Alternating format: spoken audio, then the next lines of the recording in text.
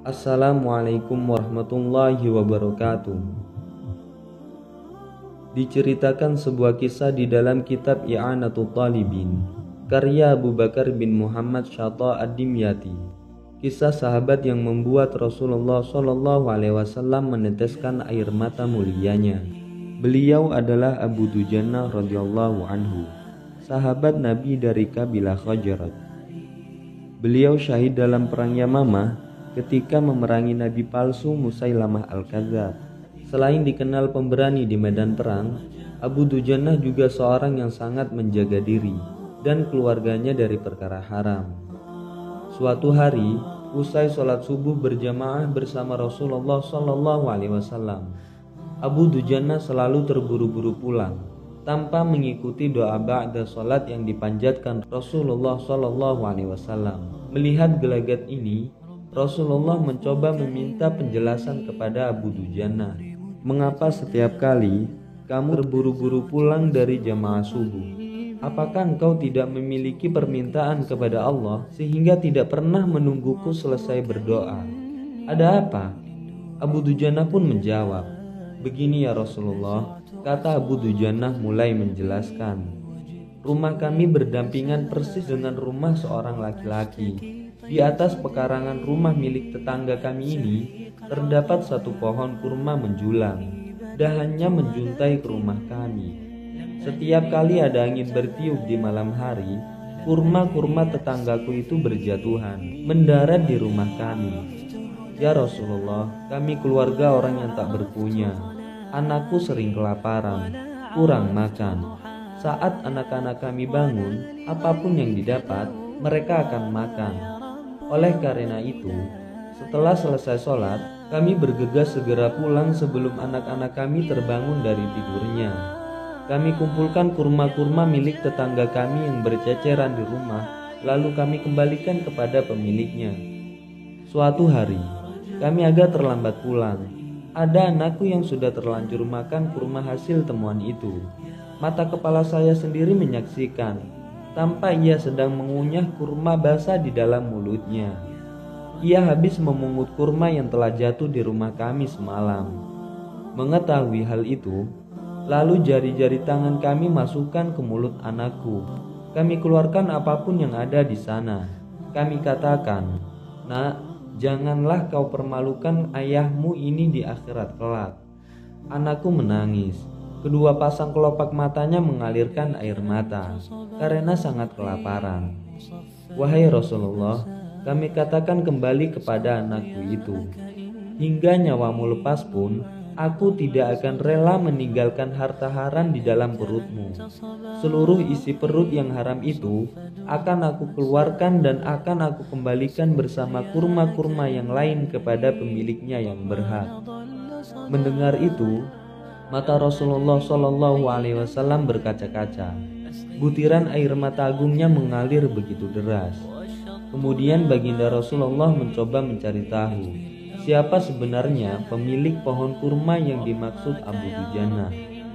Abu Dujannah pun mengatakan bahwa pohon kurma itu milik seorang laki-laki munafik. Tanpa basa-basi, baginda Nabi mengundang pemilik pohon kurma.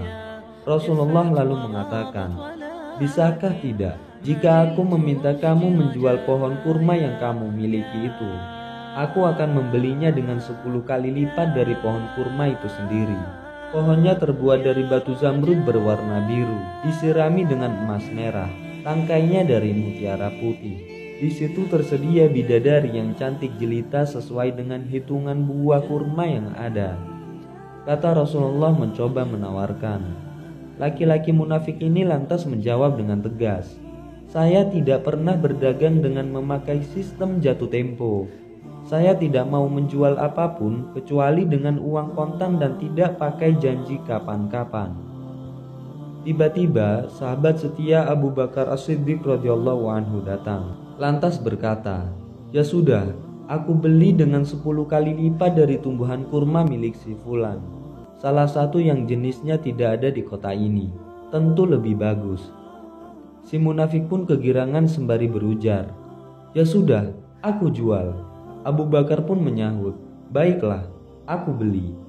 Setelah sepakat, Abu Bakar langsung menyerahkan pohon kurma itu kepada Abu Dujana. Rasulullah Shallallahu Alaihi Wasallam bersabda, "Wahai Abu Bakar, aku yang menanggung gantinya untukmu." Mendengar sabda Nabi itu, Abu Bakar bergembira bukan main. Begitu pula dengan Abu Dujana. Sedangkan si munafik berjalan mendatangi istrinya, lalu mengisahkan kisah yang baru saja ia alami. "Aku telah mendapatkan untung banyak hari ini. Aku dapat 10 pohon kurma yang lebih bagus. Padahal kurma yang aku jual itu masih tetap berada di pekarangan rumahku. Aku tetap yang akan memakannya lebih dahulu, dan buah-buahnya pun tidak akan pernah aku berikan kepada tetangga kita itu sedikit pun." Malam harinya si munafik tidur dan bangun di pagi harinya. Tiba-tiba pohon kurma yang ia miliki berpindah tempat, menjadi berdiri di atas tanah milik Abu Dujana. Seolah-olah tak pernah sekalipun tampak pohon itu tumbuh di atas tanah si munafik.